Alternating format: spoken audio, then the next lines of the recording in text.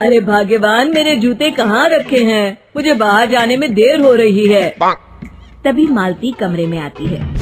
ये रहे आपकी जूते। मैं इन्हें साफ करने के लिए ले गई थी। अरे वाह, तुम कितनी समझदार हो। मेरे बिना कुछ कहे ही सारे काम कर देती हो। तभी मालती झिझकते हुए रमेश से कहती है, सुनिए जी, आपसे एक बात कहूँ, बुरा तो नहीं मानेंगे ना? अरे नहीं नहीं, बेफिक्र होकर कहो। शादी से पहले मैं अपने मायके में नौकरी करती थी। मैं चाहती हूँ कि अब मैं फिर से नौकरी करना शुरू कर दूँ। वैसे भी सारा दिन घर में बोर हो जाती हूँ।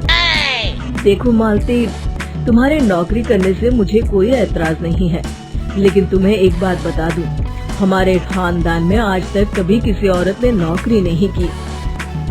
फिर भी एक बार तुम माँ से पूछ कर देखो, अगर वो तुम्हें नौकरी करने की इजाजत दे देती है तो अच्छी बात है।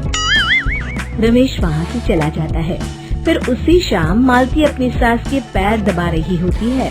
तभी उसकी सास मालती से कहती है, अरे क्या बात है बहू, आज तो ठीक तरह से मेरे पैर नहीं दबा रही। किसी ख्याल में खोई पड़ी है क्या? मैं भी तो जानूं आखिर बात क्या है। दरअसल वो माँ जी। अरे हाँ हाँ बोलो, इतना सोच क्यों रही हो? माँ जी, अगर आप बुरा न माने तो मैं नौकरी करना चाहती हूँ। घर के काम करने के बाद मेरे पास काफी वक्त बच जाता है। मालती की ये बात सुनकर उसकी सास गुस्से में कहती है, अरे बहू, तेरी तबीयत तो ठीक है ना? आज ये कैसी बहकी बातें कर रही है? भला हमारे खानदान में आज तक कभी किसी औरत ने नौकरी की है जो तू नौकरी करने की बात कर रही है? हैं? अरे बहू, तू क्या रिश्तेदारी में हमारी नाक कटाना चाहती है? जितना जल्दी हो सके अपने दिमाग से नौकरी का भूत उतार दे। और अब जा, जल्दी से रसोई में जा, खाना बनाने का वक्त हो रहा है। मालती मन मार कर खाना पकाने के लिए रसोई घर में चली जाती है। अगले दिन, नमस्ते माँ जी, कैसी हैं आप?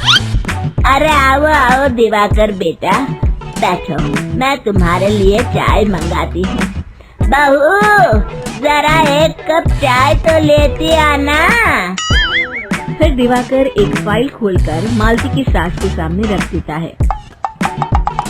ये देखिए माँ जी, ये है पिछले महीने का हिसाब और ये रहे मुनाफे के रुपए।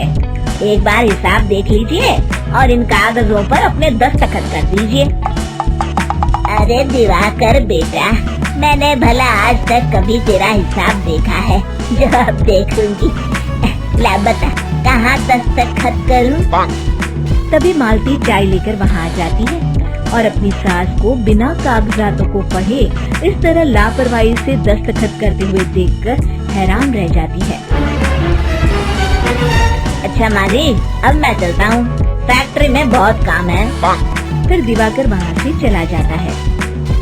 कुछ दिनों बाद मालती बाजार में कुछ सामान खरीद रही होती है। तभी एक बूढ़ा आदमी उसे आवाज देता है, अरे मालती बेटी, कैसी हो? मुझे पहचाना? मैं तुम्हारी कंपनी में मुनीम का काम करता हूँ। हाँ चाचा जी, मैं आपको बिल्कुल पहचानती हूँ।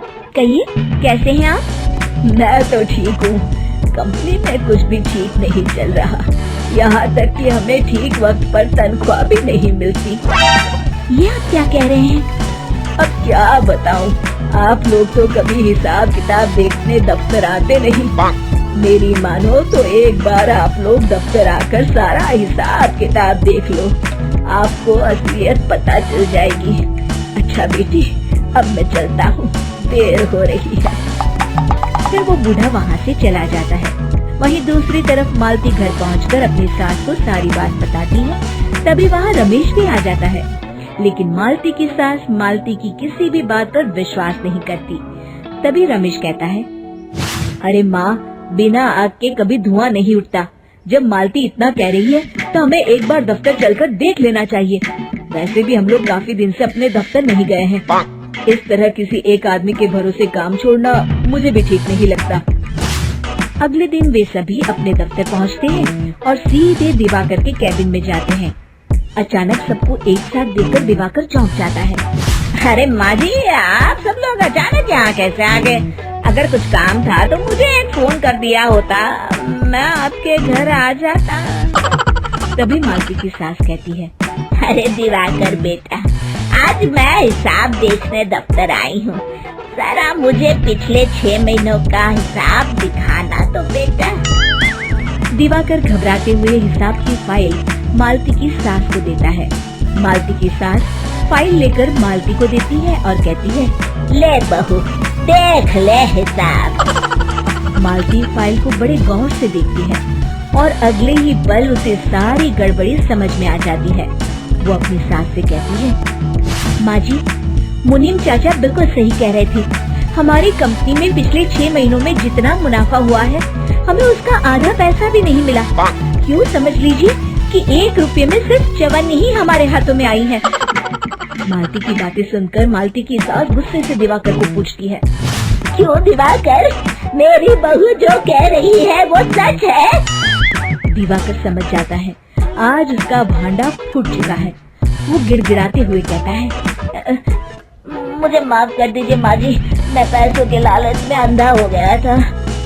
अरे वाह दिवाकर, तू तो 1 नंबर का चोर निकला।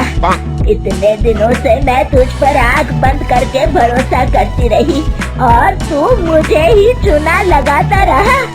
अभी के अभी निकल यहाँ से और दोबारा अपनी शक्ल मत दिखाना। दिवाकर वहाँ से भाग जाता है। मालती की सास मालती को शाबाशी देते हुए कहती है, बहू, आज मैं समझ गई कि पढ़ाई लिखाई हमारी जिंदगी में कितनी जरूरी है। मैं बहुत किस्मत वाली हूँ जो मुझे तुझ जैसी बहू मिली है। शिक्षा, पढ़ाई लिखाई का इस्तेमाल सही जगह करके हम दुनिया में बहुत कुछ बदल सकते हैं।